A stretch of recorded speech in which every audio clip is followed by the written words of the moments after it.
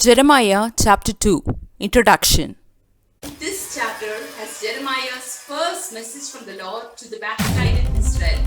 The gross stupidity, apostasy, and sinfulness of the whole nation of Israel are dramatically stated here.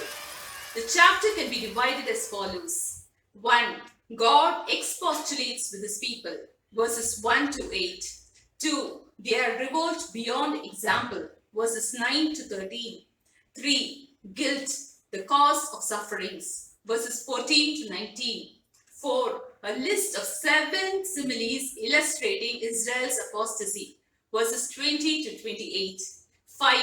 Their false confidence, verses 29 to 37.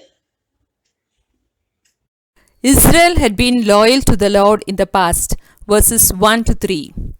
Notice the triple declaration in these verses to show that the words of this chapter came from the Lord. This truth is reiterated no less than a dozen times in this chapter. Go and cry in the ears of Jerusalem. Jerusalem was the capital city of the southern kingdom of Judah. The prophet who was at Anathoth is bid to go from there to Jerusalem to prophesy before the people there. Verse 2. I remember thee, the kindness of thy youth, the love of thine espousal, when thou wentest after me in the wilderness in a land that was not sown. Espousal is the time interval between Israel's betrothal to God at the exodus from Egypt and the formal execution of the marriage contract at Sinai. Exodus 24, 6-8. To say, I remember how wonderful our relationship once was is a powerful appeal. God recollects those zealous times, those happy seasons, those enthusiastic hours during the Exodus journey when Israel was his bride and the Lord was her husband. In this season of special relationship with God, Israel was holiness unto the Lord, that is, fully consecrated to his service. Holiness unto the Lord. This is Israel's national motto.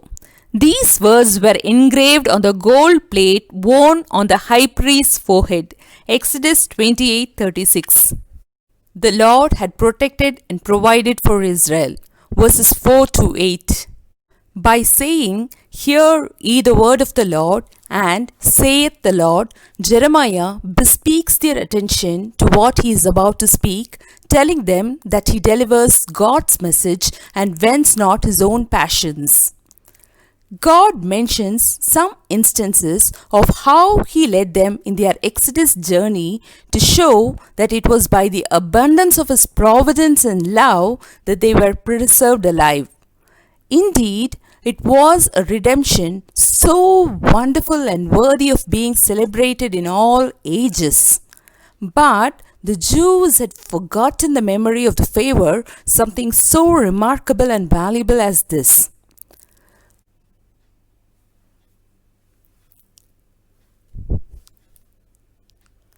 Though these events happened 800 years before Jeremiah's time, God fondly remembered and recalled those days. The Lord brought his people into a plentiful country of Canaan, but they defiled his land with their sins and made the Lord's heritage an abomination with their adultery. In verse 8, the guilt of this idolatry is ascribed by God to the following 4 ruling classes in a form of a legal complaint. 1. Priests. Though their business was to draw near to God and inquire of God for the people, they asked, Where is the Lord? The accusation brought against the priest is indifference. 2. They that handle the law. These people belong to the priestly class, Deuteronomy 33:10. Their business was to read the law and explain them to the people. Their offense was that they knew not God. 3. The pastors. Their business was to feed the people as the shepherd does his flock. Their crime is transgression. 4. The prophets. It was the prophet's business to prophesy what God said. But they received the spirit of prophecy from Baal, the sun god. They tricked the people with their false prophecy. The Lord accuses Israel. Verses 9 to 13. Verse 9. Wherefore I will yet plead with you, saith the Lord, and with your children's children. Here, the offended lord and husband says that he will appear as an accuser of the faithless bride and set forth his accusation as in an indictment in a law court. With you and your children's children intimates that the final judgment on the nation would be suspended for many generations. In verse 10, the Isles of Shittim were the westernmost point in Judah's geography, while Kedar was a desert tribe in the east. God asked to see if nations, either west or east, near or remote, cultivated or stupid, have acted with such fickleness and ingratitude as Israel had done by abandoning their God. Strangely, the heathen around Israel were more faithful to their pagan gods than Israel was to the living God. To aggravate the wickedness committed, the Lord calls out the heavens. The heavens had been a witness to the covenant between the Lord and the Israelites at Mount Sinai in Deuteronomy 30:19. Now, since Israel had not obeyed that God's covenant, the Lord calls out the heavens. So excessively sinful and profligate was Israel's ingratitude that the inanimate heavens could be sensible of it, and this behavior would even astonish and disgust them, the most emphatic expression possible.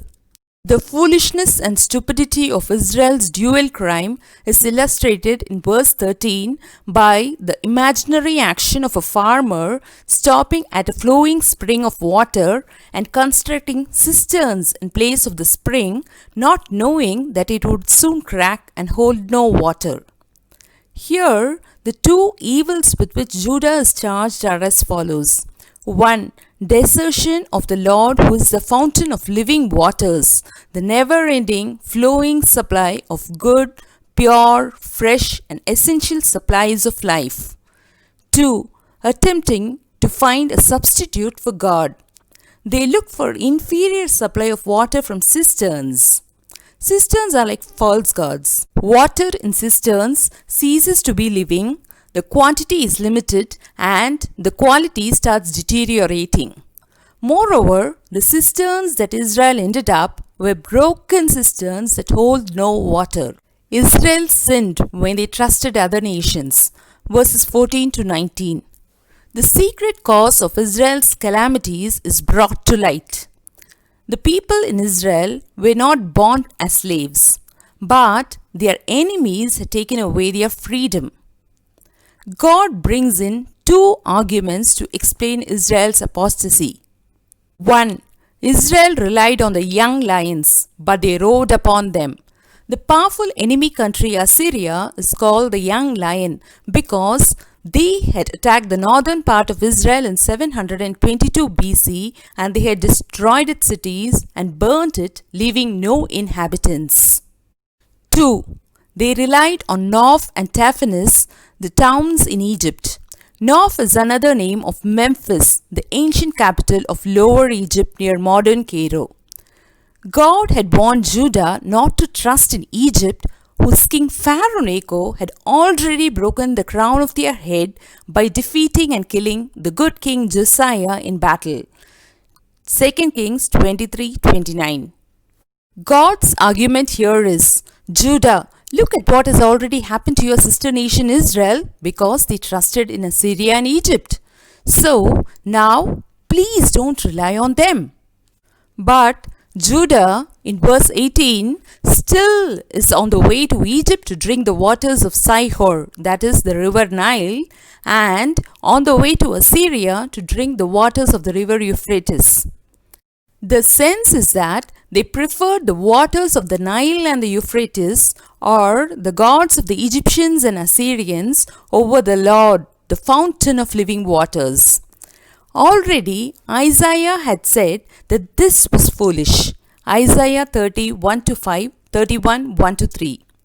The Lord warns that if Jerusalem would continue on their destructive course and be insensible, then only punishment will waken them up from their sin.